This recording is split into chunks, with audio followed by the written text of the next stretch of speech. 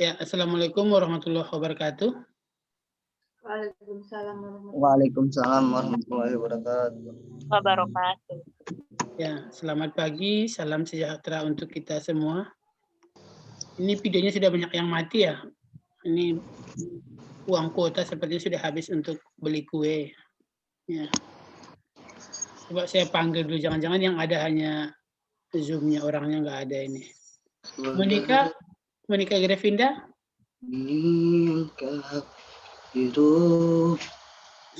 Ini Denny malah nyanyi-nyanyi. Monica Grevinda ada? Nah, kan hanya Zoom-nya yang hadir.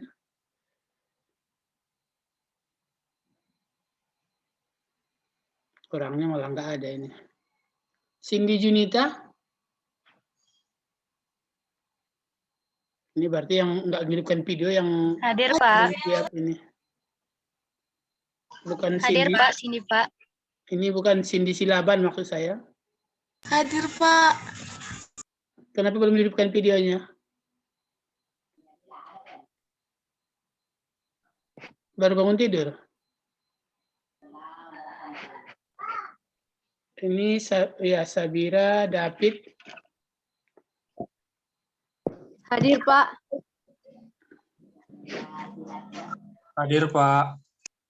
Ya.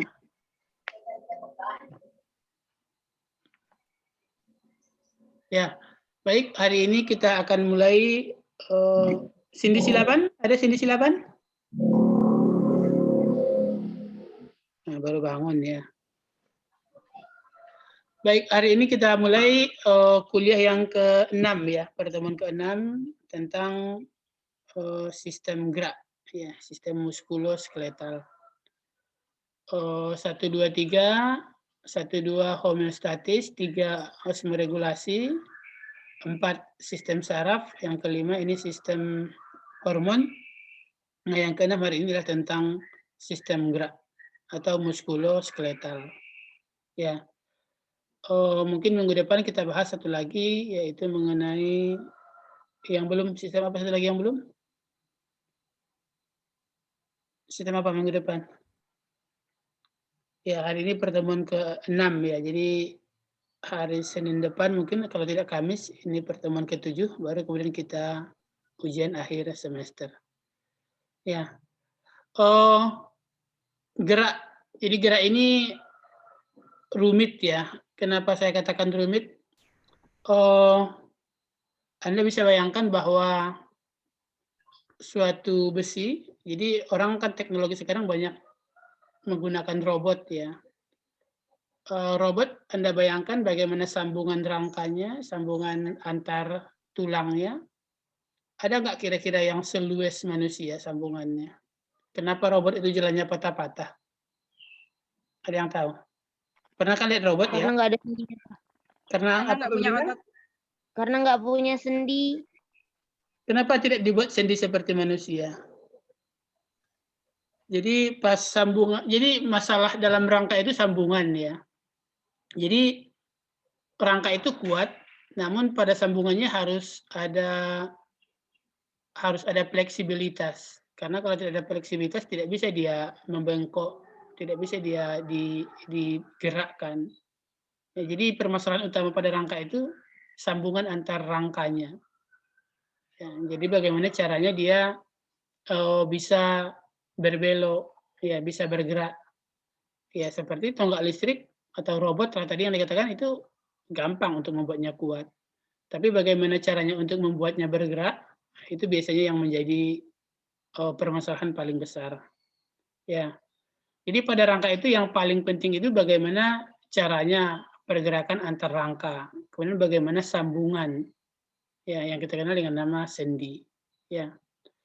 Jadi kita coba cek, ya saya share screen.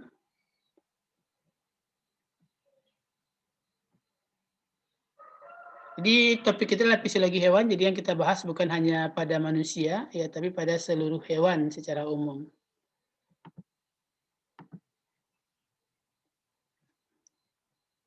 Ya, Gerak itu hewan secara umum dibagi 3 habitat ya. Ada gerak di udara, ada gerak pada air, dan kemudian gerak di darat yang lebih banyak. Gerak di udara itu mungkin pada kelompok burung ya. Sedangkan gerak pada air itu lebih banyak, bukan hanya pada kelompok ikan ya. Jadi kalau selama ini kita bayangkan bahwa gerak pada air itu hanya ikan. Tapi pada gerak pada air itu banyak ya. Mamalia juga ada di air, invertebrata banyak di air. Ya, jadi banyak nanti hewan-hewan perairan yang akan melakukan gerakan di air. Nah, pada gerak hewan-hewan perairan itu biasanya lebih, coba bayangkan, kira-kira lebih hemat energi atau lebih boros energi dibanding dengan gerakan di darat atau di udara. Boros.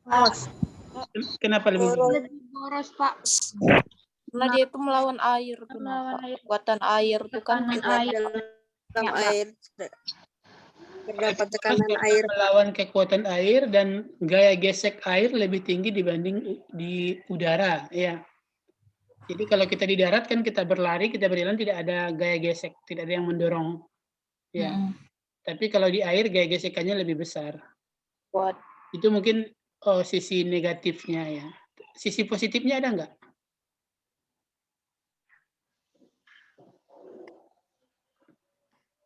Ada nggak kira-kira sisi positifnya dibandingkan dengan di udara dan di darat? Kalau Anda mengangkat beban di air, lebih ringan atau lebih berat? Ringan, Pak. Kenapa lebih ringan?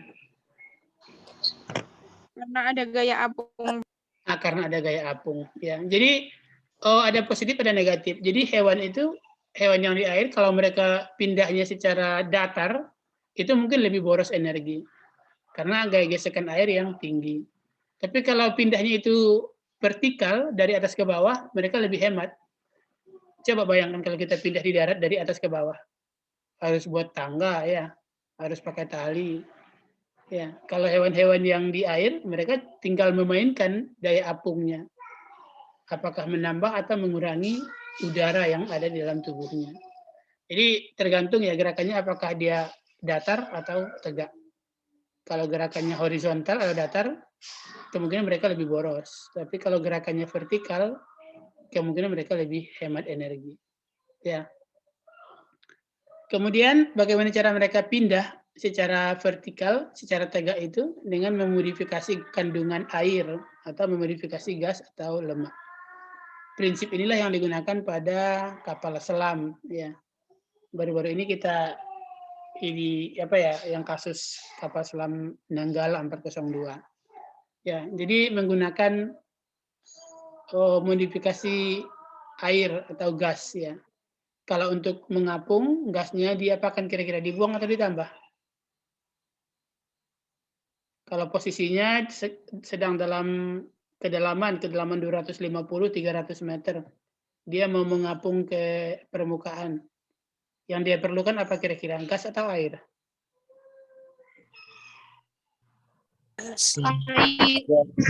Hah? Gas yang dia perlukan. Jadi kalau mau dia mengapung, biasanya volume gasnya ditambah. Sedangkan kalau dia mau menyelam, maka gasnya dibuang atau dikeluarkan. Jadi demikian juga, kadang ketika kita mau menyelam, kita mengambil, ya orang yang mau berenang gitu ya, kadang mereka mengisi paru-parunya sebanyak mungkin saat mau berenang. Padahal itu tidak efektif ya. Semakin banyak diisi paru-paru saat berenang, semakin susah kita menyelamnya. Karena semakin banyak gas yang ada dalam tubuh kita. Ya. Jadi kadang orang mengambil udara banyak agar lebih lama berada di permukaan, di bawah air ya.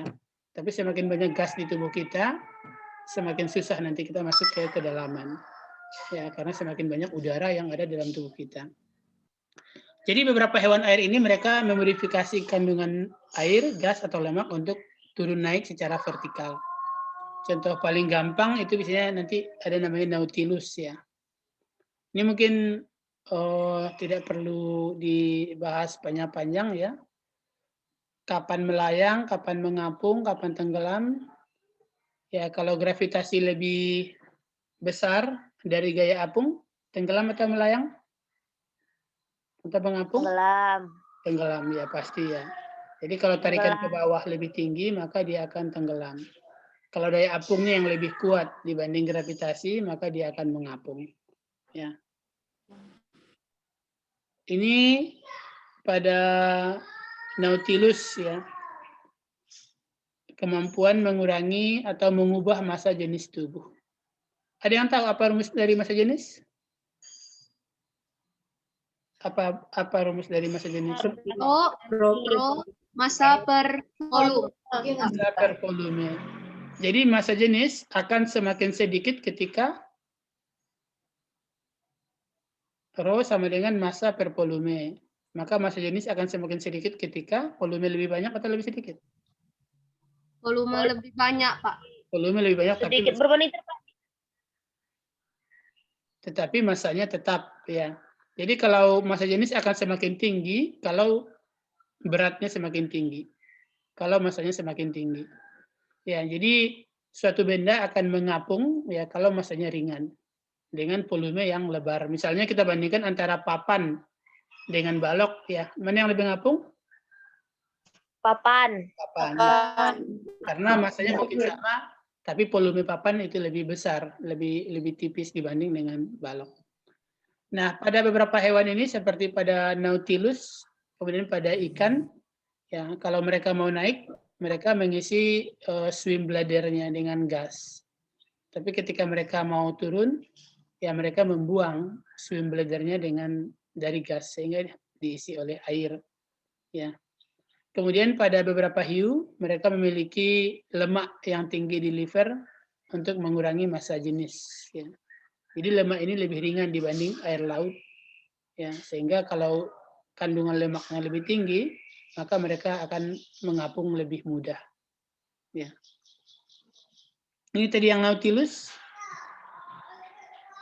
Mana dia kantong udaranya? Nah, di sini ya, yang warna putih ini. Gas filled chamber. Jadi semacam ini yang ditiru pada kapal selam. Jadi kalau mau naik, nah sisa pernapasannya dibuang ke sini. Jadi dia naik memanfaatkan banyaknya volume udara yang ada di tubuhnya. Ya. Seperti ini caranya. Semakin besar isi udara pada suatu balon, ya semakin susah kita menekan balon tersebut untuk masuk ke perairan, ke dalam air. Ya, bayangkan antara balon yang diisi dengan balon yang kosong. Balon yang diisi akan susah untuk ditekan ke dalam air karena volumenya lebih besar sehingga massa jenisnya lebih kecil. Nah, itulah yang ditiru, nggak tahu siapa yang meniru ya, tapi itulah yang juga ditemukan pada hewan-hewan perairan. Nah, gerak hewan di udara ini juga sangat hemat ya, karena mereka biasanya lebih sedikit energi. Ada beberapa, ini contohnya. Ada yang, ini namanya gliding. Gliding ini contohnya pada ini ya, pada tupai mungkin ya. Ini mungkin contohnya di sini pada kelompok, ya kelompok apa ini? Bajing. Jadi panjat dulu pohonnya tinggi-tinggi, kemudian baru melompat, ya melompat sambil meregangkan tubuh ke pohon di sebelahnya. Kemudian naik lagi, kemudian melompat lagi sambil turun. Ya, begitu terus pergerakannya. Jadi lebih lambat ya dibanding hewan yang terbang di udara. Kemudian ada yang namanya parakuting. Ya, parakuting ini mirip dengan para layang. Ya, pernah lihat olahraga para layang? Pernah di TV, Pak. Di TV ya. Biasanya mereka kan harus ke tempat tinggi dulu ya. Ke tempat tinggi dulu baru kemudian memanfaatkan melawan arah angin. Ya, mirip dengan pesawat yang naik sih. Jadi angin yang mendorong dari depan, kemudian mengembangkan sayap para layang itu sehingga mereka bisa terbang di udara lebih lama. Ya, jadi harus ada perbedaan ketinggian dari sini ke sini. Kemudian biasanya harus melawan arah angin, ada wind speed di sini. Dua-duanya itu hemat energi. Jadi yang gliding yang ini tadi yang pada kelompok bajing dan kemudian yang parakuting yang pada kelompok burung, ini dua-duanya sangat hemat energi. Energi yang dibutuhkan adalah energi saat naik ke pohon, ya, dan atau saat naik ke ketinggian. Namun ketika sampai di puncak pohon atau di ketinggian, untuk berpindah ke tempat yang lebih rendah, mereka hampir tidak membutuhkan energi. Ya. Nah, yang banyak itu gerakan hewan di darat. Ya, jadi kelompok burung, walaupun sebagian besar gerak mereka di udara, tapi mereka juga melakukan pergerakan di darat. Ya. Gerakan di darat itu dibagi atas beberapa. Ada yang tanpa lengan, kemudian ada yang menggunakan lengan. Yang tanpa lengan ini yang paling banyak, ya, mungkin gerakan peristaltik pada kelompok cacing. Ya, jadi cacing itu tidak punya tangan, tidak punya kaki. Jadi mereka hanya menggunakan otot perut, ya, untuk memendek dan memanjang. Atau pada kelompok lintah, ya, atau kelompok pacet itu juga sama. Kelompok siapa lagi yang menggunakan gerakan peristaltik ini? Kemudian ada yang amoeboid. Yang amoeboid ini menggunakan kaki semu. Ini mungkin dapat lebih jelasnya di biologi sel. Jadi hanya menonjolkan bagian tubuh, ya, mengikuti arah makanan atau mengikuti arah cairan.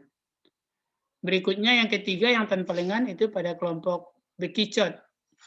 Ya, ini kelompok Peter Pan. Ya, kaki di kepala, kepala di kaki. Sebenarnya mereka punya kaki enggak? Namanya punya. Kaki semu. Pernah lihat bekicot punya kaki? Katanya punya, Pak. Kecil-kecil. Kata siapa? Katanya. Kata siapa? Ada dulu tuh di buku apa ya, itu dulu pernah katanya tuh kalau bekicot tuh ada apa sih? Itu bukan kaki yang kecil. Bulu itu tipis-tipis. bukan kakinya, itu giginya biasanya, yang gigi kecil itu yang disebut dengan radula. Nama kelas dari bekicot ini kan gastropoda. Apa artinya gastrum dan poda? Berjalan dengan perut, Pak. Ya, gastrum itu perut, poda kaki. Jadi mereka menggunakan perut sebagai kaki. Jadi mereka nggak punya kaki. Ya, perutnya yang digunakan sebagai kaki. Makanya di sini dikatakan gerakannya itu tanpa lengan. Mirip dengan kelompok kerang juga. Kerang itu kan apa? Pelesi. Pelesi apa? Wadah. Pelesi poda. Ya, kakinya itu menggunakan cangkangnya itu, menggunakan bentuk pipih itu. Ya, itu tanpa lengan. Jadi menggunakan gerakan pemanjangan atau pemendekan otot tubuh. Ya. Satu lagi yang kelompok cephalopoda, ya, yang menggunakan kepala sebagai kaki pada kelompok umang-umang. Ya. Kemudian yang dengan lengan, nah ini yang banyak, ya, menggunakan kaki atau menggunakan tangan untuk bergerak. Sebagian besar kelompok hewan menggunakan lengan.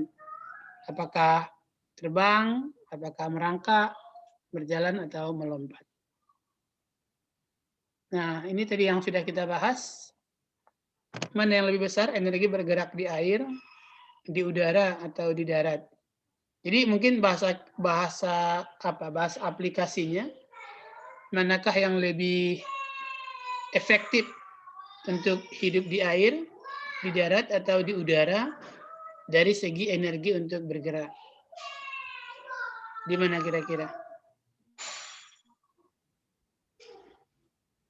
Di mana yang lebih efektif untuk hidup kalau mau menghemat energi? Air mungkin, Pak. Lebih hemat di air. Gimana? Hemat energi. Iya, Yang hemat Pak. yang lebih hemat energi. udara. Coba kita lihat hasil penelitian di grafik berikut ini. Jadi ada grafik hasil penelitian tentang seberapa besar energi yang dibutuhkan untuk berpindah tempat. Metabolic cost of transport. Metabolik, ya, metabolisme, cost biaya, transport, ya, berpindah tempat. Jadi biaya yang dibutuhkan untuk melakukan perpindahan tempat. Di sini ada 3 kelompok. Kelompok yang biru ini dengan cara swimming, dengan berenang. Kelompok yang merah ini dengan kelompok terbang, flying. Dibagi 2, yang merahnya itu kelompok serangga, yang hijaunya kelompok burung. Ya. Kemudian ada yang garis hitam, itu kelompok yang di darat. Ada kelompok mamalia, ada kelompok burung, reptil, amfibi, udang, insekta, dan kaki seribu. Nah, dari 3 garis di grafik ini, kira-kira siapa yang lebih hemat?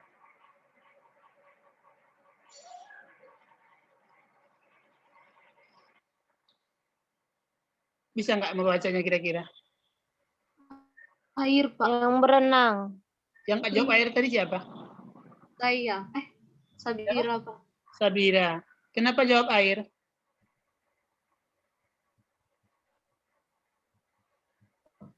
Kalau dari grafiknya cost of transportnya yang paling kecil yang berenang, Pak. Ya, betul ya. Dari grafiknya yang paling kecil cost of transportnya berenang. Jadi di sini satuan biaya transportnya adalah joule. Joule itu satuan energi. Jadi kalau dia bergerak dengan berenang, joule yang dipakainya itu sekitar 8 joule ya. Sekitar 8 joule. Sedang dengan berat badan sekitar 10. Satuannya nggak dijelaskan di sini ya. Yang jelas mungkin satuannya 10, apakah kilo atau gram. Nah, kalau dia bergerak dengan cara terbang, maka untuk berat badan 10 kilo, dia akan butuh sekitar 12 atau 13 joule. Sedangkan kalau dia bergerak dengan cara di darat, maka dia akan perlu sekitar 100. 10 pangkat 2 joule. Ya. Jadi hasil penelitian menunjukkan bahwa yang paling hemat itu yang bergerak di air. Kemudian hemat berikutnya yang bergerak di udara. Yang terakhir yang paling boros adalah yang bergerak di darat. Ya. Kenapa kira-kira di air yang lebih hemat? Padahal kita tadi mengatakan bahwa air itu kita harus melawan gaya gesekan. Di samping, alasan pertama karena kalau bergerak vertikal tidak perlu energi. Cukup dengan memainkan massa jenis tubuh. Kalau gerakannya horizontal, kenapa masih dikatakan hemat energi? Ayo, siapa yang mau analisis? Bapak. Ayo, Macet, Bapak. Sabira juga? Putus, Pak. Putus. Bapak Pak, macet. ya tadi maaf, Pak. Agak putus-putus, Pak. Ya, tadi kan kita katakan kalau di air, mereka kan harus melawan gaya gesek air. Tapi ternyata dari penelitian ini, yang air yang lebih hemat, yang paling hemat. Apa kira-kira alasannya? Selain tadi alasan, Menjawab, Pak. ayo, ya. Kalau menurut Sabira, Pak, kalau hewan di air lebih banyak modifikasinya. Kalau misalnya seperti hiu tadi, apabila ingin membuang lemak, bisa membuang lemaknya. Dan seperti ikan bisa membuang gasnya, Pak. Oke. Tapi itu kan biasanya untuk pergerakan vertikal. Untuk gerak naik turun. Kalau gerak untuk datar, mereka kan harus melawan gaya gesek. Gaya gesek air pasti lebih tinggi dibanding gaya gesek di udara. Kenapa masih lebih hemat? Bapak Febrina, Pak, izin, Pak. Ayo, Febrina. Kalau dia karena osmoregulasi, Pak, bisa nyambung nggak? Apa hubungannya ke osmoregulasi kira-kira? Osmoregulasi kan Kan dia- pengaturan garam, pengaturan air. Benar lah, Iya, termoregulasi apa osmoregulasi? osmo yang lebih berhubungan. Tapi enggak juga sih, kalau termo malah jauh pengaturan suhu tubuh. Izin menjawab, Pak. Menjawab, Pak. Ayo, Penny. Izin menjawab. Kalau kan di air tuh kan Pak ada yang kayak arus tuh. Nah, mungkin itu juga mempermudah pergerakan ikan, Pak. Ya, benar ya. Jadi salah satu alasan karena di air itu biasanya ada arus. Dan sebagian besar hewan itu mereka memanfaatkan arus untuk pergerakan. Ya, jadi di laut misalnya yang paling jelas ya, hewan-hewan itu banyak di daerah karang. Ya, jadi mereka itu mencari makan di daerah pinggir pantai. Ya, jadi ketika pasang naik, ya mereka ngikut naik.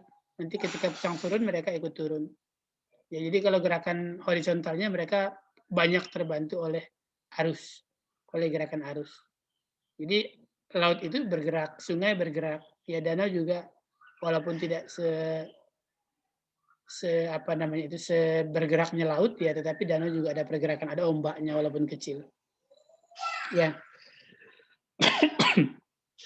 Kalau di udara energinya untuk apa kira-kira? Kan kita melihat burung itu ya, burung ada fase melayang, ada fase menggerakkan sayap. Jadi ketika dia fase melayang, itu pasti suatu saat dia akan sampai ke tanah. Kalau dia tidak melawan dengan menggerakkan sayap, dia akan jatuh ke tanah. Jadi fase melayang itu fase tanpa energi. Jadi hanya memanfaatkan perbedaan ketinggian. Nah, untuk menaikkan badan, dia harus mengepakkan sayap. Nah, pada saat mengepakkan sayap, dia akan perlu energi. Karena untuk menggerakkan sayap atas bawah mirip dengan ketika kita berenang, ya, menggerakkan kaki dan tangan untuk mengangkat tubuh ke permukaan. Ya, jadi kenapa di udara lebih boros dibanding di air ya? Mereka memang bisa menggunakan melayang, tapi tidak akan lama. Ya, ketika ketinggiannya sudah jauh mendekati tanah, mereka harus menggunakan energi untuk mengangkat tubuhnya. Ya. Jadi yang paling hemat itu gerakan di air. Oke, sampai di sini yang bertanyakan dulu.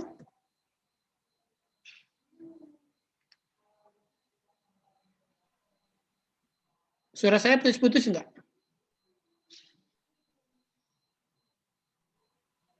Halo?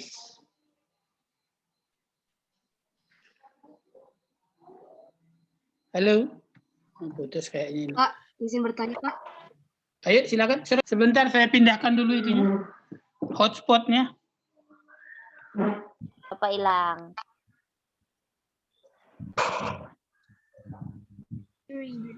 Bapak.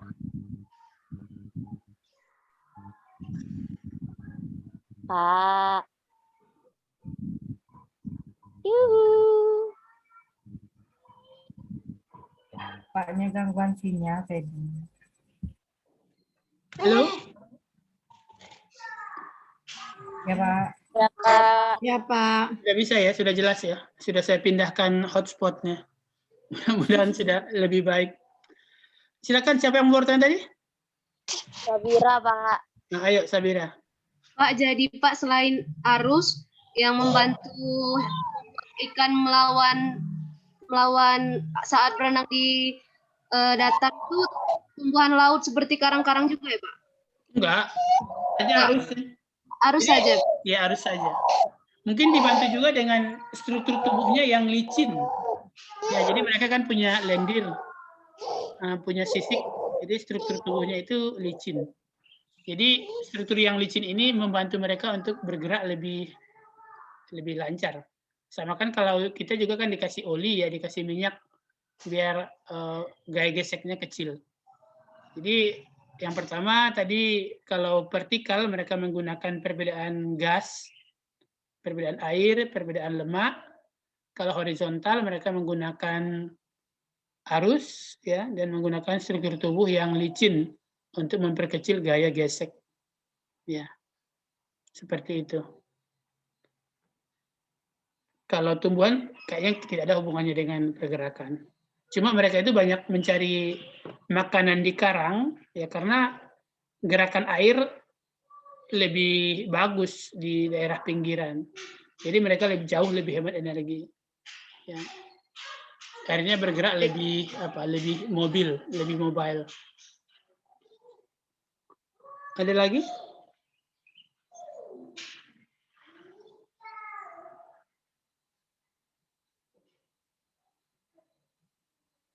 Oke. Share screen-nya hilang ya? Atau masih? Hilang, Pak. Hilang. Kembali ke awal. Ya. Kemudian yang ini yang memiliki bergerak dengan lengan dibagi juga atas dua. Yang pertama itu non-muscular locomotion. Kalau bahasa kitanya bergerak tanpa menggunakan otot. Ya, jadi mereka tidak menggunakan otot. Kemudian ada yang muscular locomotion yang bergerak menggunakan otot. Yang non-muscular ini contohnya pada protista ya, menggunakan cilia atau flagella, atau pada kelompok larva invertebrata. Yang bergerak dengan otot, ini contohnya ya banyak ya. Pada belalang, ada siapa lagi yang bergerak dengan otot ini? Pada udang. Kalau pada vertebrata ya semuanya memiliki otot. Ya. Ini nanti akan kita bahas lebih rinci, yaitu filamen aktin dan protein myosin yang membuat otot itu menjadi memanjang atau memendek. Ya. Perlu namanya neurotransmitter ya di dalam sitoplasma. Ini gerak dengan silia, jadi mirip dengan gerakan bandul saja ya. Jadi ada gerakan awal, kemudian gerakan akhir, sudah hanya satu kali kibasan ya. Dan biasanya arahnya itu hanya satu arah. Ya. Gerak dengan silia. Ini gerak yang peristaltik, yang gerak pada cacing tanah tadi, atau pada kelompok bekicot, ya, atau kelompok lintah. Jadi memanjangkan satu bagian ototnya, kemudian memindahkan cairan secara bertahap, ya. Memindahkan cairan secara bertahap, nanti yang terakhir yang di ujung sini juga akan ditarik. Ya. Ini yang gerakan peristaltik. Ya. Kemudian ada yang alat gerak aktif, ada yang alat gerak pasif. Ya. Alat gerak pasif ini yang kita sebut juga dengan rangka. Jadi rangka itu dibagi atas 3, ada yang hydroskeleton, ada yang exoskeleton, ada yang endoskeleton. Hydroskeleton itu menggunakan air sebagai rangka. Ya, contohnya pada kelompok cacing tanah, pada kelompok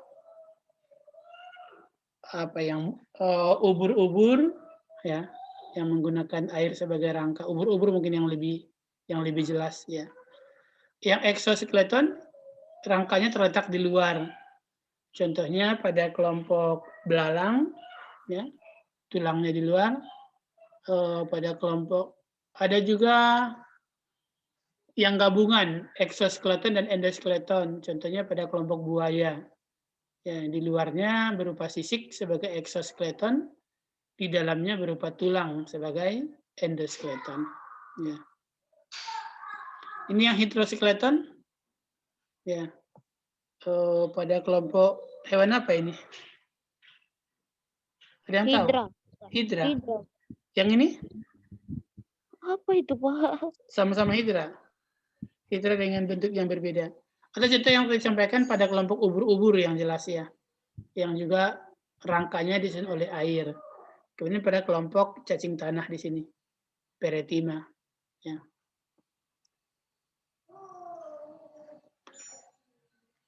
Nah, jadi pada kelompok yang rangkanya terbuat dari air tadi, jadi mereka tidak, ya, ada untung, ada ruginya. Kalau untungnya gerakan mereka menjadi lebih gampang. Jadi rangka ini ada untung, ada ruginya. Ruginya kita harus memiliki energi besar untuk mengangkat. Sama seperti mengangkat besi ya, kita perlu energi yang lebih besar. Untungnya apa kira-kira? Kenapa kita harus memiliki rangka? Biar nggak letoy, Pak. Biar bisa berdiri dengan tegak. Ya, apa untung yang kita dapatkan dengan berdiri? Bisa juga itu untuk melindungi organ dalam. Ya, untuk fungsi sih lebih ke proteksi ya. Jadi untuk melindungi organ dalam. Jadi kalau cacing ini mereka lebih rentan mengalami kematian, lebih rentan untuk dimangsa karena mereka tidak ada perlindungan organ dalam. Tapi mereka lebih hemat dalam energi untuk pergerakan karena mereka tidak memiliki besi untuk dipindahkan. Mereka tidak memiliki tulang untuk dipindahkan. Ya. Jadi gerakan peristaltik ini memungkinkan kalau mereka itu hidroskeleton. Tidak bisa dilakukan kalau mereka itu dalam bentuk endoskeleton, memiliki rangka dalam. Ya. Otot sirkuler yang melingkar, memipihkan badan seperti ini. Kemudian air yang pada ujung sini disemprotkan. Ya, didorong ke arah depan, nanti airnya semua pindah, baru ototnya digerek. Ya. Jadi gerakan peristaltik hanya memungkinkan kalau mereka memiliki hidroskeleton, bukan endoskeleton. Ya.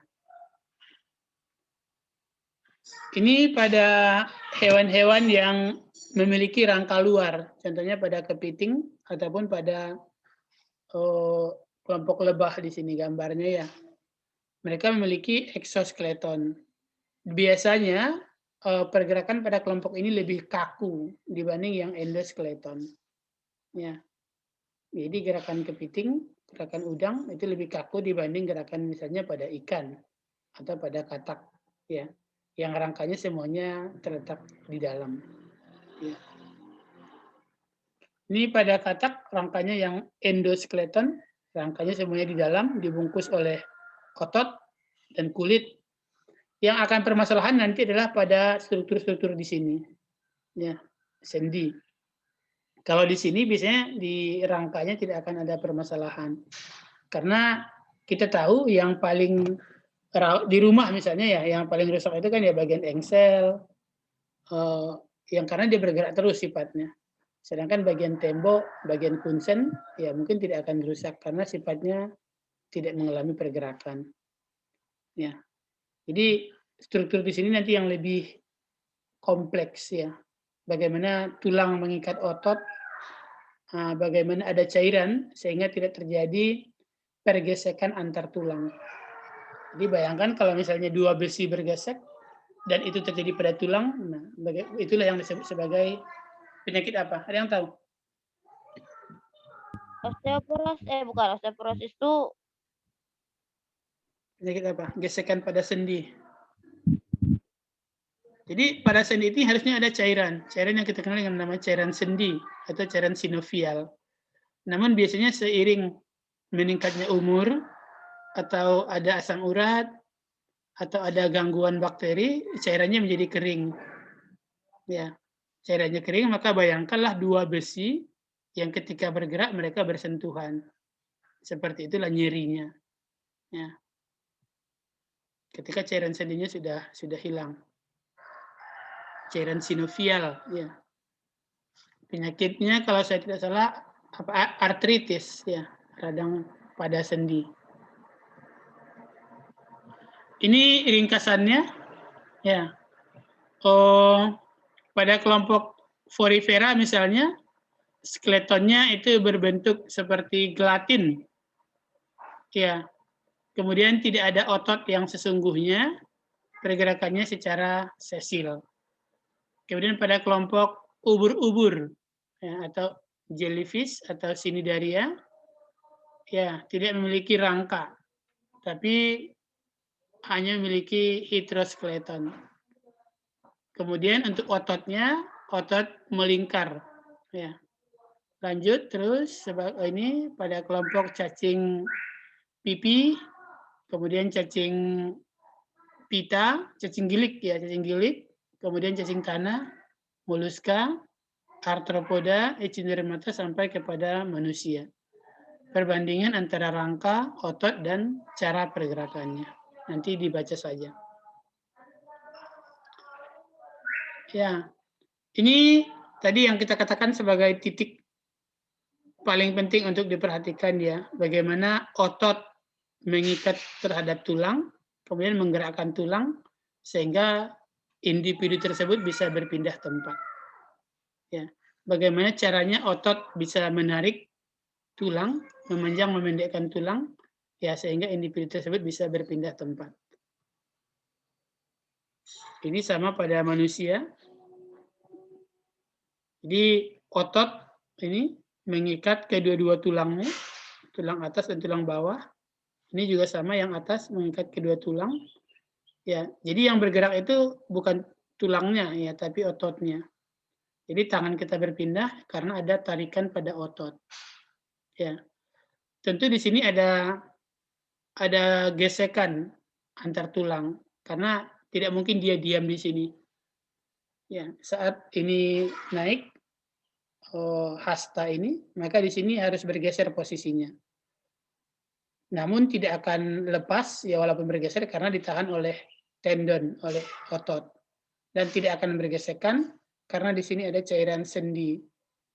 Ya, cairan itu kemudian ditutup lagi oleh tulang rawan. Ya, nanti mungkin lebih jelasnya kita lihat di anatomi fisiologi manusia. Nah, ini contohnya. Ya.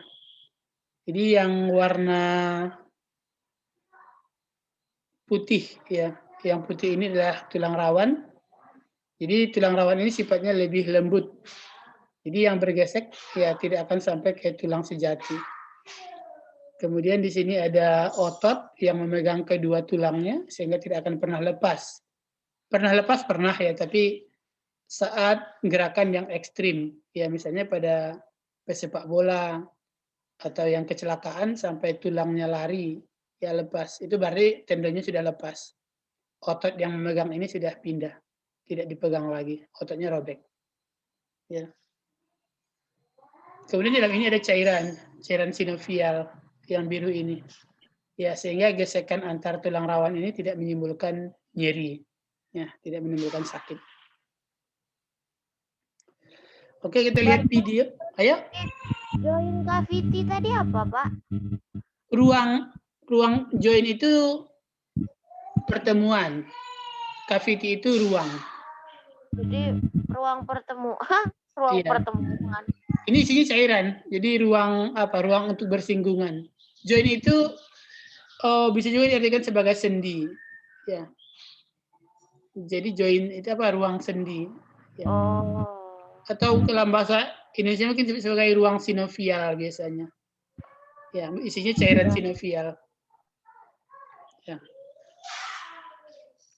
Ini ada synovial fluid fills joint cavity and flows between the articulating bones. Jadi cairan sinovial mengisi ruang sendi ya dan mengalir ya, bergerak saat tulang bergerak. Ya, jadi engsel pintu yang udah tua itu akan diam ketika kita kasih minyak. Jadi kalau karatan misalnya engselnya biar nggak nyit gitu, itu kan dikasih minyak ya, sehingga gerakannya menjadi lebih luas. Nah kalau pada sendi, ya setiap saat dikasih minyak, tidak pernah kering minyaknya. Ya sehingga sendi yang normal harusnya tidak pernah menimbulkan nyeri ketika digerakkan. Ya jadi mungkin teknik engsel itu juga meniru ke sendi. Jadi engsel itu mirip dengan otot ini ya, memegang pintu. Yang ini mungkin dianggap pintunya dan memegang sendi. Nah, ini digunakan untuk pergerakan pada pintu. Kemudian ya kalau ini dikasih bantalan karet ya, mungkin jadi tulang rawan ini mirip dengan karet untuk meminimalkan benturan antar besinya. Tidak cukup dengan karet, ditambah lagi dengan minyak ya, sehingga gerakannya menjadi lebih halus. Miriplah dengan seperti pada sendi. Jadi ada cairannya, ada tulang rawannya, ada tendonnya. Untuk memegang, jangan sampai terpisah antar tulang. Saat bergerak, biar tidak nyeri, maka daerah pertemuan antar tulang, itu dikasih minyak berupa cairan sinovial, dan dikasih bantalan berupa tulang rawan. Ya. Ada yang mau tanyakan kira-kira? Izin bertanya, Pak. Nah, ayo, ya. Siapa ini? Sabira? Penny, Pak. Nah, Penny, ayo.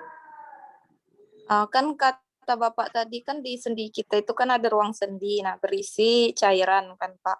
Nah kemarin tuh Feni lihat video kan sering tuh kan sendi kita itu kan berbunyi itu kan Pak. Katanya akibat adanya udara di sendi itu nah Pak. Apakah itu benar Pak? Di iklan di mana lihatnya? Di Instagram Pak, dia tuh mahasiswa kedokteran, jadi ada bahas itu tuh Pak.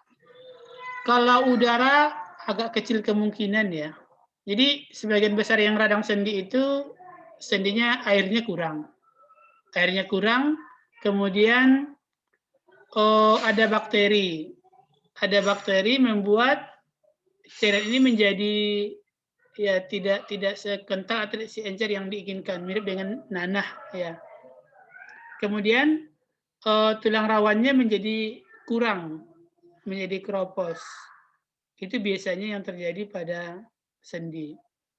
Jadi kurang cairan sendi, kemudian infeksi bakteri sehingga cairan tadi menjadi tidak sepekat atau seencer yang diinginkan. Kemudian tulang rawannya karena satu atau karena bakteri juga bisa, karena luka juga bisa, sehingga tulang rawannya itu menjadi luka, menjadi gores. Ya, sehingga yang harusnya diharapkan menjadi bantalan tidak lagi berfungsi menjadi bantalan. Ya. Yang paling banyak itu mungkin yang banyak iklannya ya cairan sendi. Katanya untuk menambah cairan sendi. Kemudian banyak makan vitamin D atau ion kalsium untuk regenerasi tulang rawan. Ya, jadi untuk mengganti bantalan ini. Jadi kalau bantalan ini robek atau digerogoti bakteri, digerogoti mikroorganisme, ada peluang tulangnya gesekan. Ya.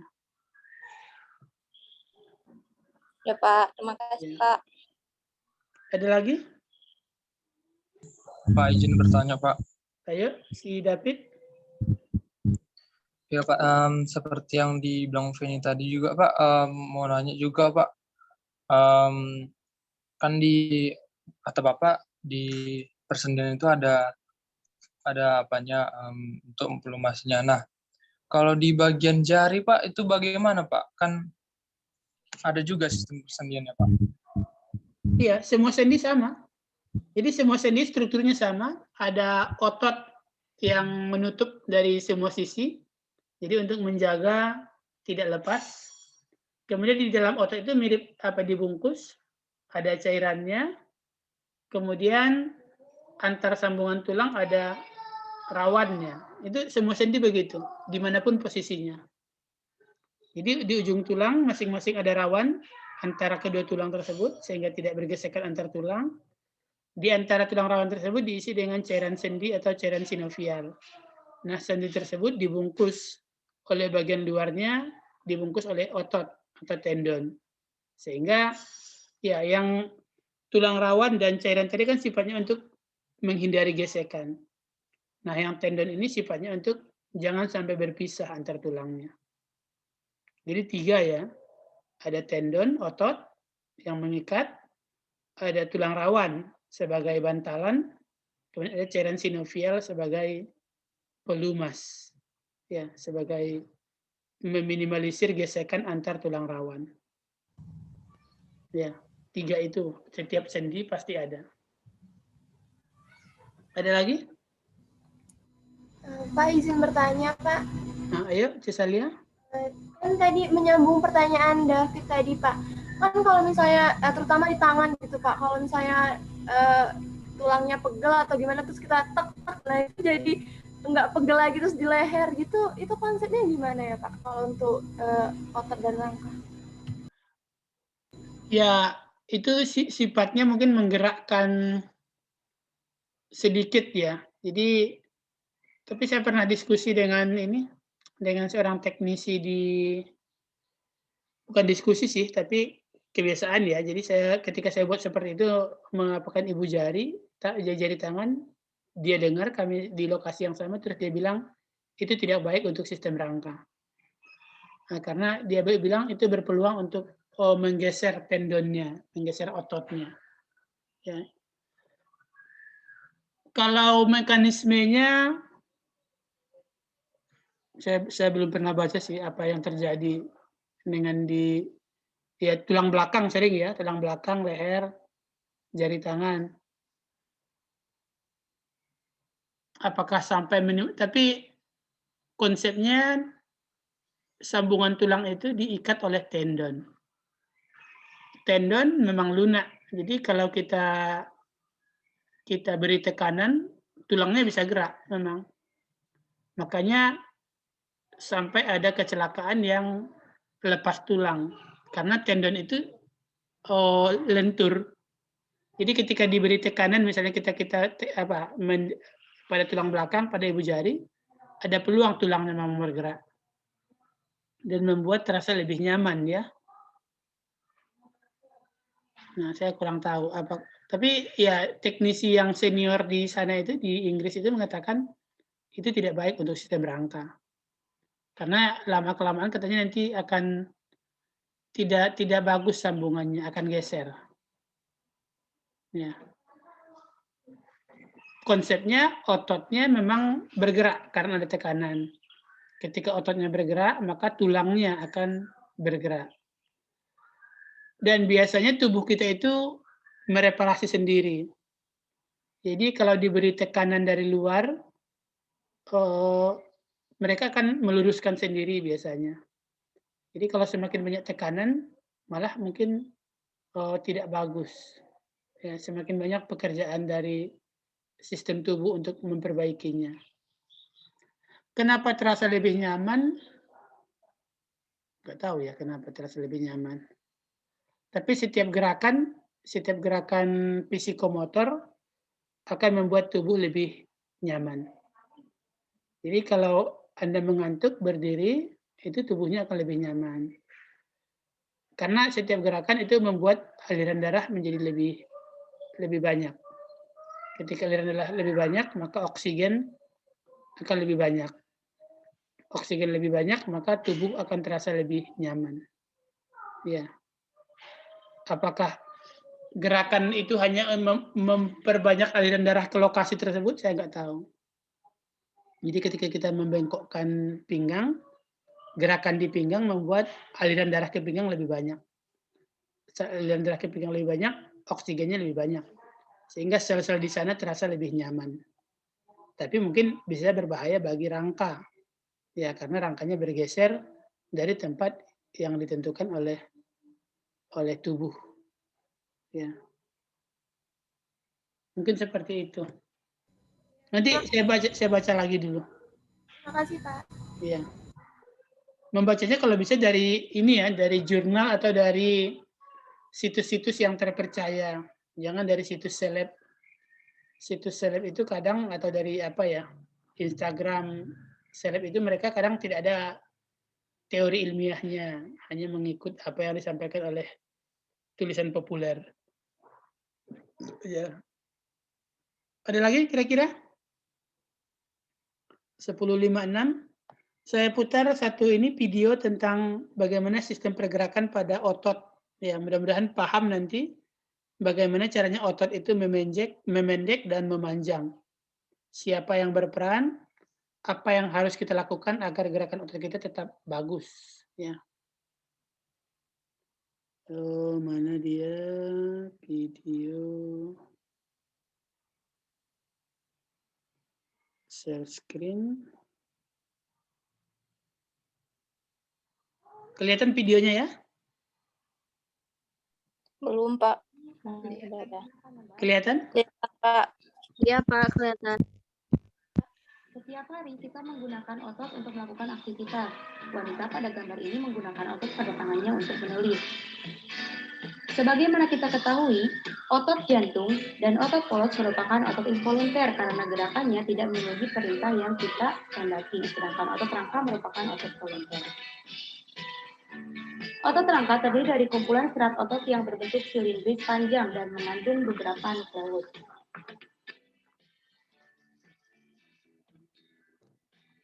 Otot rangka akan berkontraksi dan berelaksasi ketika menerima sinyal dari sistem saraf. Neurotransmitter merupakan tempat pertukaran sinyal. Disinilah tempat terhubungnya bulb sinaptik akson terminal dan serat otot. Selanjutnya, serat otot terdiri dari banyak miofibril. Miofibril mengandung unit kontraktil yang disebut dengan sarkomer. Sarkomer berdekatan satu sama lain sepanjang miofibril. Setiap sarkomer terdiri dari filamen protein yang tebal dan tipis. Karena itulah otot ini disebut dengan otot lurik.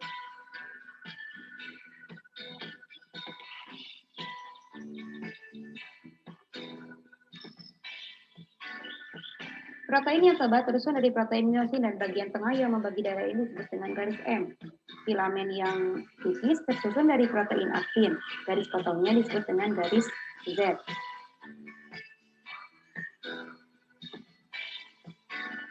Nah, karena itulah sarkomer dapat memendek pada kedua sisinya. Meskipun antara filamen digambarkan sebagai pergeseran, sebenarnya filamen miosin benar-benar menarik aktin sepanjang-panjangnya. Cross bridges atau jembatan yang menjadi penghubung aktin dan miosin mengarahkan tenaga untuk bergerak. Inilah yang disebut dengan mekanisme kontraksi otot.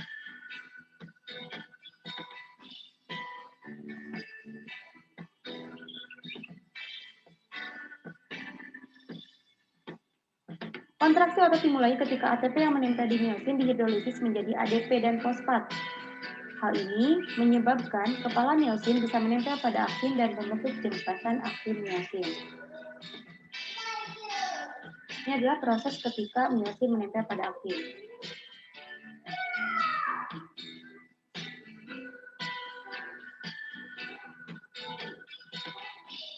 Selanjutnya, ADP dan fosfat akan dilepas, namun miosin akan tetap melekat pada aktin sampai datang lagi ATP yang baru yang menempel di miosin. Hal ini adalah saat ketika otot berelaksasi, dan siklus ini akan terus berulang.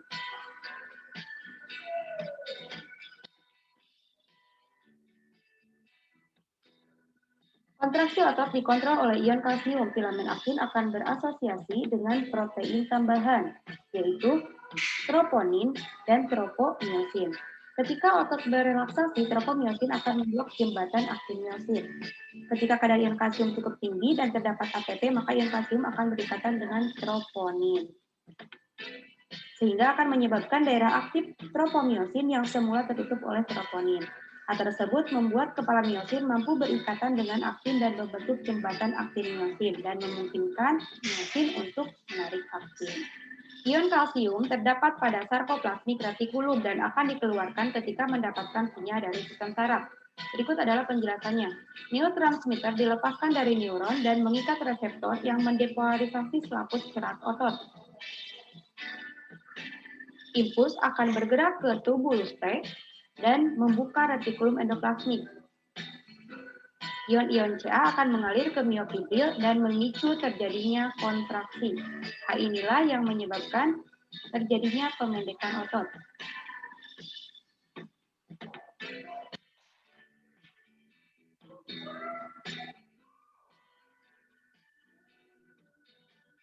Selanjutnya, ketika otot menghasilkan kekuatan yang cukup untuk menggerakkan, maka memungkinkan wanita pada gambar untuk menulis.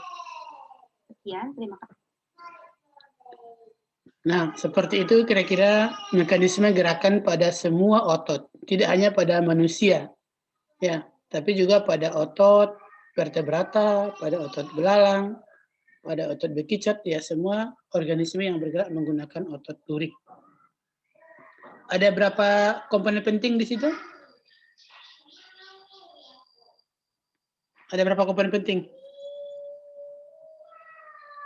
Ada aktin, ada miosin, terus sarkomer. Ada sarkomer, ada ototnya berarti, ada miofibrilnya. Terus ada apa lagi? Neurotransmitter. Harus ada neurotransmitter. Sama ion kalsium. Sama ion kalsium, hanya itu. Ada aktin, ada miosin, ada miofibril, ada neurotransmitter, ada ion kalsium, dan ada ATP. Ya. harus ada ATP. Jadi untuk gerakan otot yang penting kita harus memiliki ATP dan harus memiliki ion kalsium. Jadi kalau salah satu penyakit otot yang umum kita kenal dengan nama fatigue. Fatigue, saya nggak tahu bahasa Indonesianya apa. Kelelahan mungkin ya. Sehingga ada iklan yang namanya Fatigon. Fatigon Spirit. Untuk mengatasi kelelahan pada otot. Bisa jadi kelelahan pada otot itu karena kekurangan ion kalsium. Ya, sumber utama biasanya ion kalsium yang kurang sehingga ototnya itu ya nggak mau bergerak. Karena ion kalsium untuk yang berguna tadi untuk mengganggu ikatan mesra antara siapa? Jadi ion kalsium ini sebagai wanita ketiga. Wanita pengganggu hubungan antara si aktin sama miosin. troponin, tropomiosin. Ya. Tropomiosin sama Troponin sama tropomiosin. Jadi dengan adanya gangguan si kalsium, maka si troponin dan tropomiosin akan berpisah. Nah, satunya berhubungan dengan si kalsium, satunya lagi berhubungan dengan si miosin. Nah, hubungan antara salah satu aktin dengan si miosin inilah yang membuat otot menjadi lebih pendek. Ya. Oke, mungkin kita ulang sekali lagi pelan-pelan sambil melihat, sambil saya jelaskan beberapa bagian-bagiannya.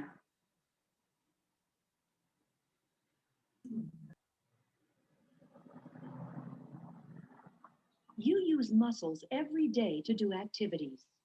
This woman is using Itu yang bahasa Inggrisnya. Mana yang bahasa Indonesianya? Kok pindah? Tadi bahasa Indonesia rasanya yang saya putar. Kenapa pindah ke bahasa Inggris? Mana dia?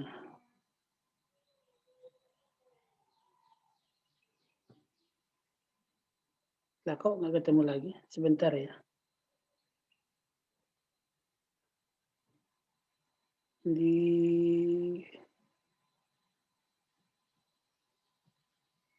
Bengkulu, bahan ajar, Viswan,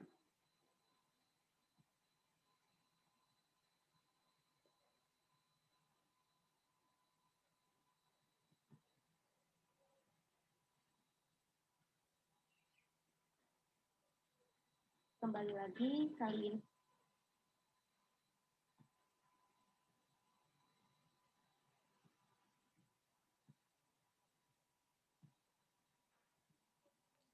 Ini kita akan membahas mengenai kontraksi otot. Setiap hari kita menggunakan otot untuk melakukan aktivitas. Wanita pada gambar ini menggunakan otot pada tangannya untuk menulis. Sebagaimana kita ketahui, otot jantung dan otot polos merupakan otot involunter karena gerakannya tidak memenuhi perintah yang kita kendaki, sedangkan otot rangka merupakan otot volunter. Otot rangka terdiri dari kumpulan serat otot yang berbentuk silindris panjang dan mengandung beberapa nukleus.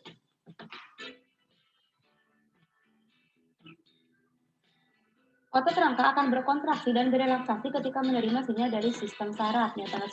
Ya, jadi yang warna hijau ini adalah ujung dari sel saraf. Dari ujung sel saraf nanti akan bertemu dengan sel otot.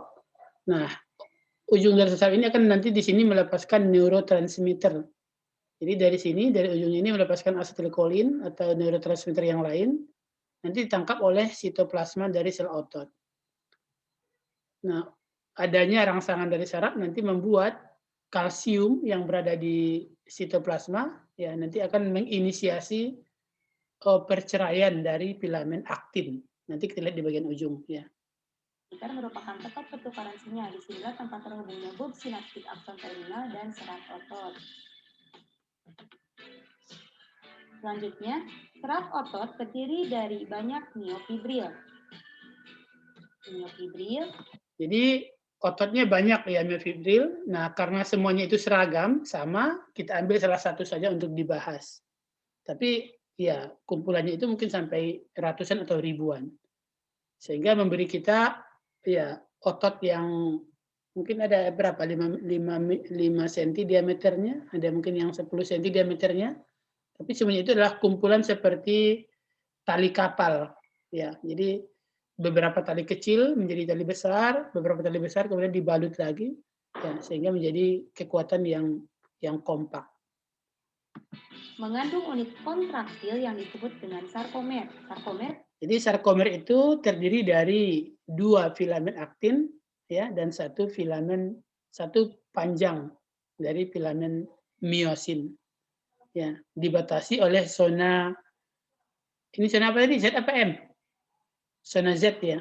Z, Pak. Dibatasi oleh 2 zona Z. Itu yang disebut sebagai sarkomer. Dibatasi oleh 2 zona Z, mengandung, ya, 2 filamen aktin dan 1 filamen miosin. Itulah yang disebut sebagai sarkomer. Berdekatan satu sama lain sepanjang miofibril. Setiap sarkomer terdiri dari filamen protein yang tebal dan tipis. Karena itulah otot ini disebut dengan otot lurik. Ya, jadi satu tebal, satu tipis. Jadi kelihatannya itu kalau tebal di bawah mikroskop akan kelihatan hitam. Nah, sedangkan tipis akan kelihatan lebih terang. Jadi mirip dengan zebra, gelap terang. Itulah makanya disebut sebagai lurik. Lurik itu kan satu gelap, satu terang, satu gelap, satu terang. Ya.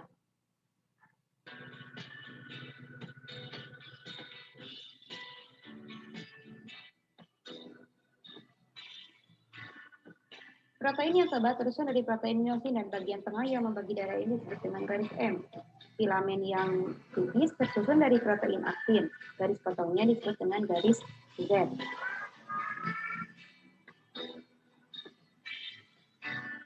Nah, karena itulah sarkomer dapat memendek pada kedua sisinya. Meskipun jadi memendek atau memanjang itu ototnya bukan memendek atau memanjang, ya. Ya, ini konsep penting mungkin. Jadi saat otot memendek atau memanjang, bukan ototnya yang memendek atau memanjang, tapi apa? Dari gambar tadi. Sarkomernya, Pak. Konsepnya bukan memendek memanjang, ya, tapi apa?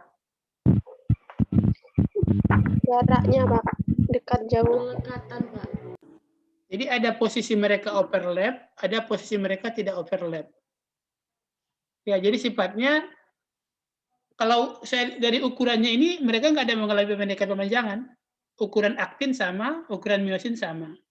Cuma saat relaksasi, aktinnya lepas dari miosin. Sedangkan saat kontraksi, aktinnya overlap. Apa itu bahasa Inggrisnya overlap? Tumpang tindih. Ya, tumpang tindih dengan miosin sehingga menjadi lebih pendek.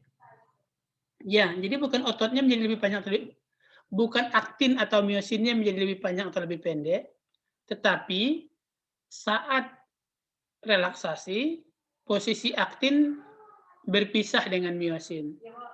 Saat kontraksi, aktin overlap dengan miosin. Ya, nanti disampaikan ke siswa-siswanya di SMA, ya, di SMP. Jadi bukan aktin atau miosinnya menjadi pendek atau panjang, tapi kadang mereka tumpang tindih, kadang mereka lepas. Saat lepas, otot menjadi lebih panjang. Saat tumpang tindih, otot menjadi lebih pendek. Tapi aktin dan miosinnya tidak berubah ukuran.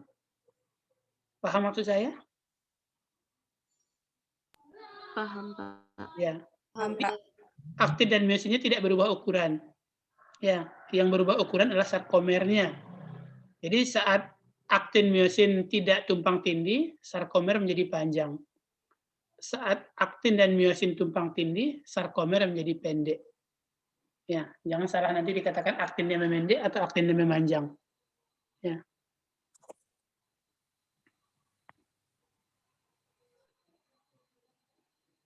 antara filamen digambarkan sebagai pergeseran, sebenarnya filamen miosin benar-benar menarik aktin sepanjang-panjangnya. Cross bridges atau jembatan yang menjadi penghubung aktin dan miosin mengarahkan tenaga untuk bergerak. Inilah yang disebut dengan mekanisme kontraksi otot.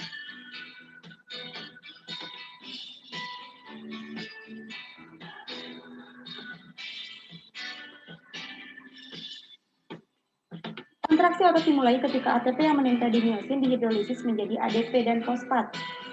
Hal ini menyebabkan kepala miosin bisa menempel pada aktin dan membentuk jembatan aktin miosin.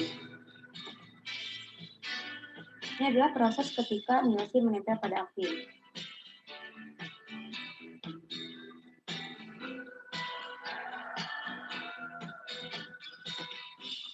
Selanjutnya, ADP dan fosfat akan dilepas, namun miosin akan tetap melekat pada aktin sampai datang lagi ATP yang baru yang menempel di miosin. Hal ini adalah saat ketika otot berelaksasi, dan siklus ini akan terus berulang. Jadi satu gerakan kontraksi pada satu titik itu namanya jadi cross bridge ya, titik binding site, titik pertemuan antara aktin miosin itu perlu 2 ATP. 1 ATP untuk menempelkan dan 1 ATP untuk melepaskan. Pada setiap titik, semakin panjang otot yang bergerak, maka semakin banyak titik yang akan bertemu antara aktin dan miosin. Semakin banyak ATP yang dibutuhkan. Ya.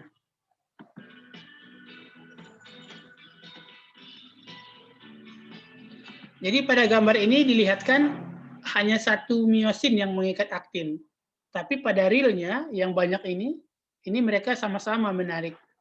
Jadi yang ini nempel ke sini, yang ini nempel ke belakangnya.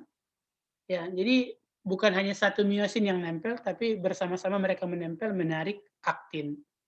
Kenapa di gambar ini hanya dibuat satu? Ya biar jangan mengganggu fokusnya. Ya, karena prosesnya seragam. Semua kepala dari miosin akan menempel pada binding site yang berwarna kuning dari aktin, kemudian sama-sama menarik dari aktin. Jadi jangan bayangkan hanya satu miosin yang bekerja. Ya, tapi seluruh binding site dari miosin ini akan menempel ke aktin, kemudian menarik aktin secara bersama-sama.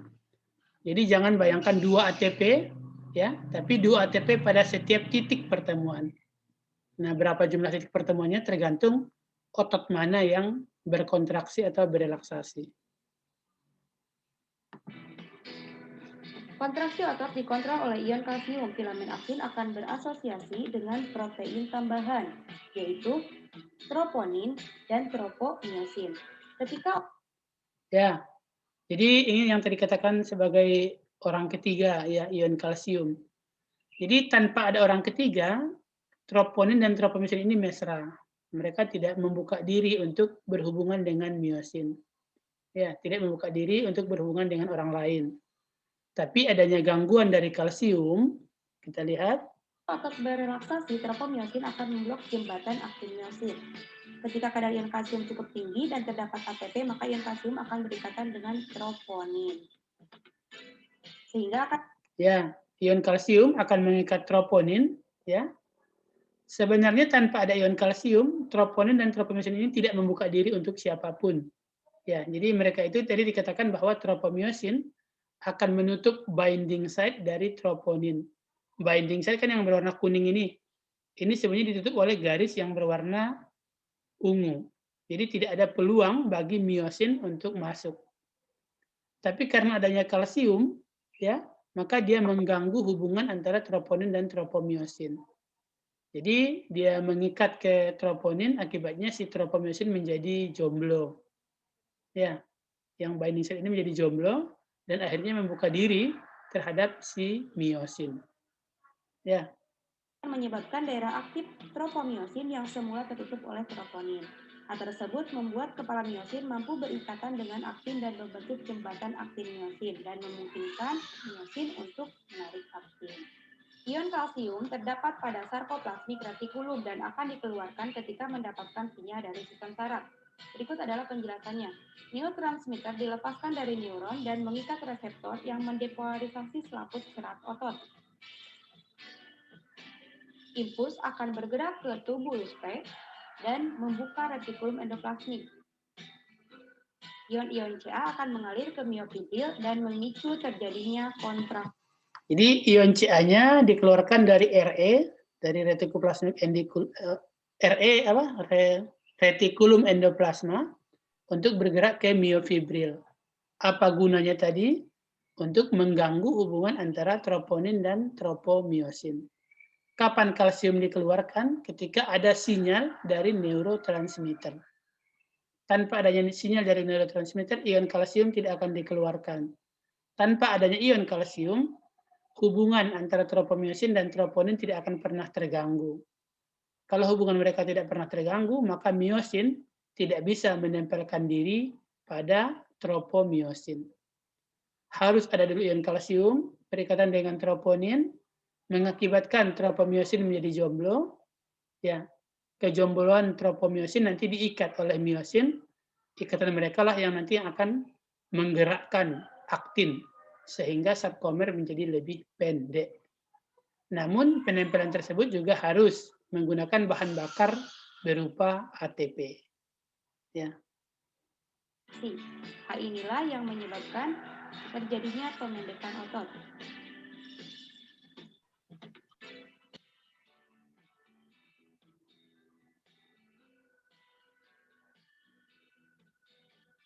Selanjutnya, ketika otot menghasilkan kekuatan yang cukup untuk menggerakkan, maka memungkinkan wanita pada gambar untuk menulis. Sekian, terima kasih. Ya, jadi seperti itu. Jadi kalau nanti ada pertanyaan, apa peran ATP, apa peran ion kalsium, apa peran dari neurotransmitter dalam sistem pergerakan otot, bisa jelaskan kira-kira ya? Apa peran ATP, apa peran dari kalsium, apa peran dari neurotransmitter dalam pergerakan sistem otot.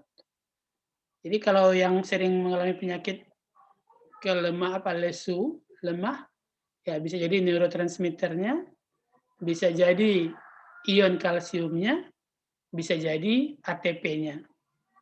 Kapan ATP dihasilkan? Ketika ada glukosa, ketika ada oksigen. Nah, jadi banyak ya. Jadi orang yang kekurangan oksigen, yang berada pada lingkungan yang ramai misalnya, akan mengalami kelelahan karena ATP-nya kurang. Syarat untuk membuat ATP harus ada oksigen. Ya, tapi walaupun ATP-nya cukup, oksigennya cukup, kalau ion kalsiumnya tidak cukup juga kelelahan. Ya, fatigue tadi juga. Satu lagi tadi adalah adanya asetilkolin atau neurotransmitter. Jadi semuanya harus ada. ATP harus ada, asetilkolin harus ada, ion kalsium harus ada. Nah, yang manakah yang dibantu dengan patikon spirit? Nah, saya nggak tahu. Mungkin ion kalsium mungkin ya. Ada yang tahu apa komposisi dari patikon spirit? Kalau nggak ion kalsium, kemungkinan gula. Ya, karena gula untuk menghasilkan ATP. Ya, jadi kasih gula tinggi sehingga ATP-nya lebih banyak. Atau ion kalsium. Atau mungkin molekul-molekul neurotransmitter. Itu yang dimasukin ke dalam obat-obat suplemen sehingga ototnya menjadi tidak apalagi menjadi lebih bertenaga. Ya. Baik, slide berikutnya ini tidak jauh beda. Jadi yang tadi adalah dalam bentuk video. Nah, yang slide ini dalam bentuk gambar. Jadi kalau tadi paham yang videonya, maka harusnya tidak terlalu susah memahami slide yang ini. Ya, tadi kita sudah paham mana miosin, mana aktin. Zona gelap itu yang mana kira-kira? Coba jawab. Apa itu zona gelap, apa zona terang?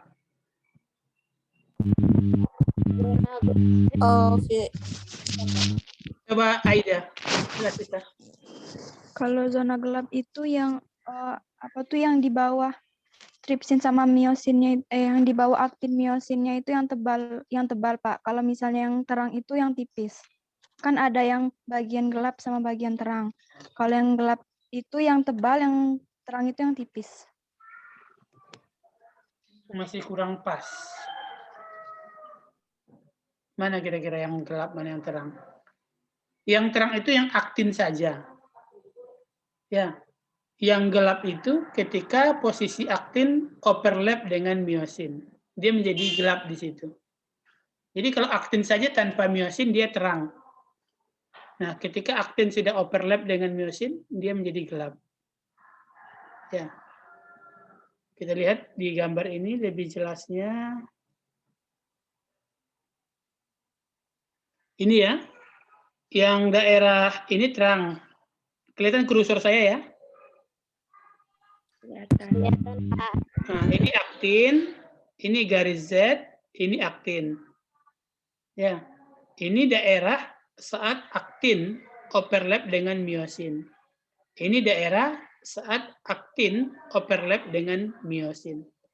Jadi gelap ketika aktin overlap dengan miosin. Terang ketika hanya aktin saja. Ya, jadi ini ada ini sketsanya ya. Yang ini yang gelap, yang ini yang terang. Ini yang terang. Ya. Jadi dikenal sebagai daerah lurik. Ya, gelap, terang, gelap, terang.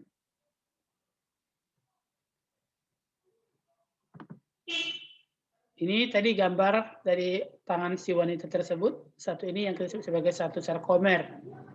Semuanya ini disebut sebagai miofibril. Mio itu otot, fibril itu benang. Ya, jadi benang-benang pembentuk serabut otot. Ya. Ini juga tidak jauh beda dengan yang tadi. Nah, di sini garis Z tadi sudah paham, garis M tadi sudah paham, aktin tadi sudah paham, miosin tadi sudah paham. Ada tambahan di sini ben I, ben A, dan H zone. Apa kira-kira artinya? Garis I, garis A, zona Coba Febrina. garis I, garis H, garis I, zona H, garis A. Coba garis I apa artinya? Garis itu titik titik jarak antara aktin sama miosin. Masih kurang pas. Coba yang lain. Izin menjawab, Pak. Ayo, iya. Kalau untuk I-band itu sama dengan light band atau daerah terang. Nah, untuk A-band itu sama dengan dark band, Pak. Yang H zone? Zona H, Pak. Ah, iya, apa artinya? Sarkomer. Kalau I-band itu daerah terang. Jadi isinya itu aktin, garis Z, aktin. Itu isi dari I-band. Warnanya terang. Kalau A-band itu daerah gelap. Ya, isinya aktin berhimpitan dengan miosin. Ya. Yang H-zone itu daerah apa?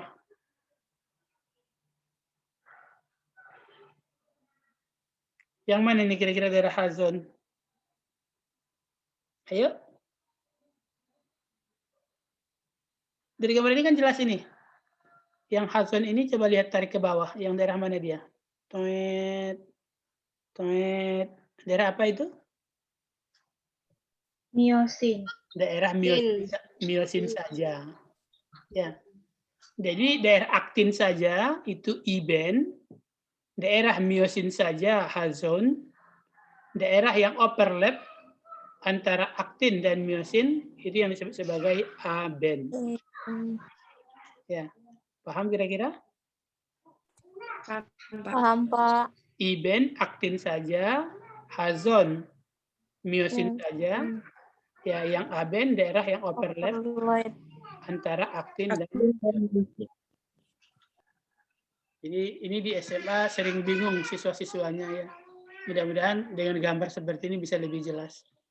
Jadi ini ya, ini yang H-zone dari sini sampai H sini. Ini yang I-zone dari sini sampai ke sini. Nah yang ini yang A-band, A-band dari daerah yang overlap antara aktin dan miosin. Ini sama saja, mudah-mudahan paham dengan melihat video yang tadi. Jadi ini saat relaksasi, ini saat kontraksi. Jadi daerah terangnya menjadi hilang. Daerah H-zone menjadi hilang saat kontraksi. Ini soal Eptanas sering ya. Bagaimana kita menentukan suatu otot sedang berkontraksi atau sedang berelaksasi. Jadi utamanya di sini, apakah H-zone-nya hilang atau tidak. Kalau H-zone-nya hilang, daerah H hilang, maka dia dalam periode kontraksi. Ini ulangan dari video tadi saja.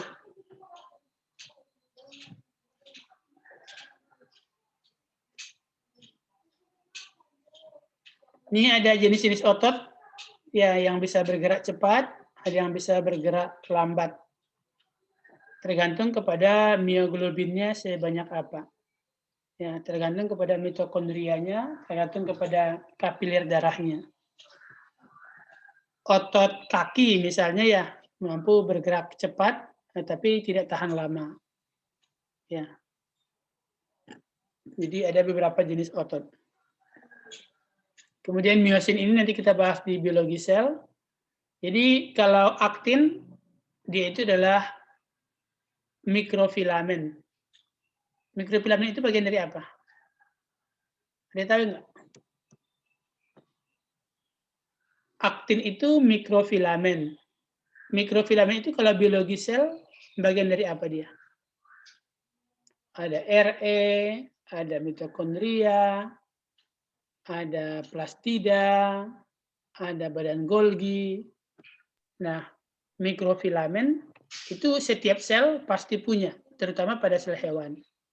Secara umum disebut dengan apa? Ada mikrofilamen, ada filamen intermediate, ada mikrotubul. Secara umum disebut sebagai apa? Sitoskeleton. Sitoskeleton, ya rangka sel. Sitoskeleton. Nah, miosin itu bukan sitoskeleton. Miosin adalah jenis protein yang terdapat di dalam sel. Jadi dia bukan organel sel. Ya, jadi kalau aktin, dia bagian dari sitoskeleton yang merupakan organel sel. Sedangkan miosin itulah salah satu jenis protein yang terdapat di dalam sel. Dia bukan struktur tetap. Ya, jenis protein. Sama dengan nanti dinein misalnya, ya, yang juga berupa protein.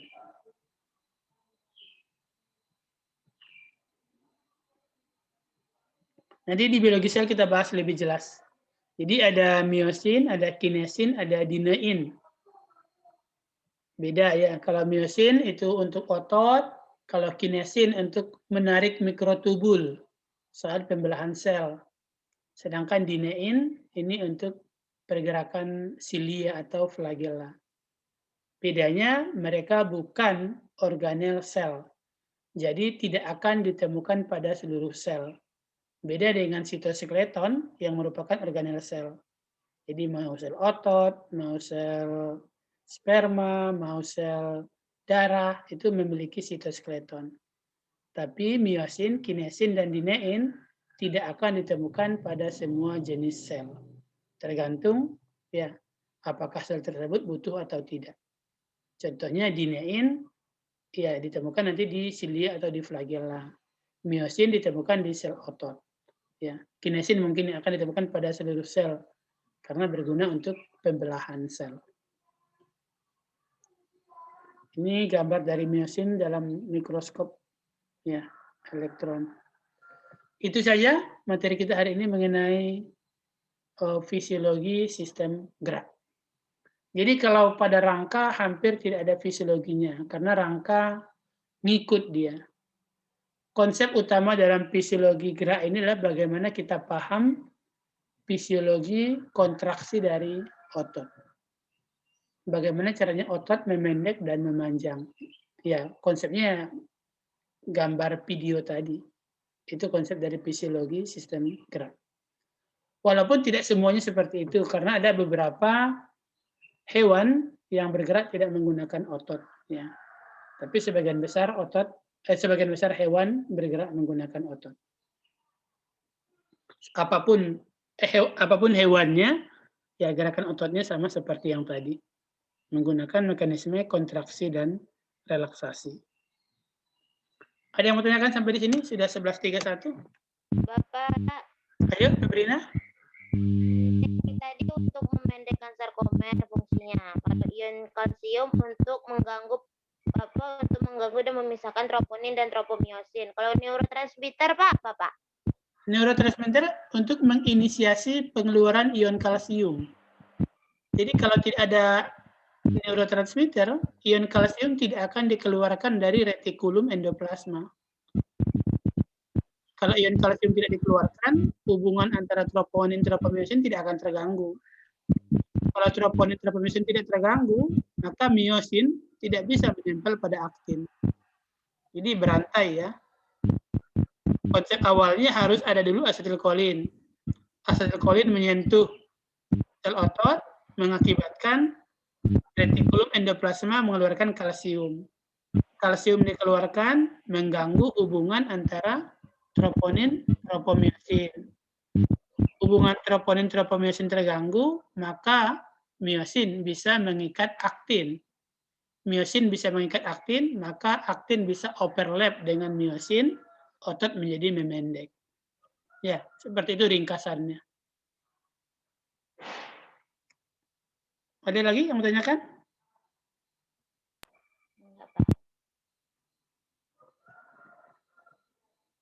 Ini suara Febrina agak apa? Apa laptopnya? Jadi berdengung. Ada lagi yang mau tanyakan? Yang lain? Paham kira-kira? Jadi ya konsepnya nanti apa fungsi kalsium, apa fungsi asetilkolin, apa fungsi ATP, ya bagaimana mekanisme pergerakannya, kalau aplikasinya, kalau misalnya tidak terjadi gerakan otot, kira-kira bagian mana yang salah, apa yang kurang, ya kira-kira seperti itu. Ada lagi?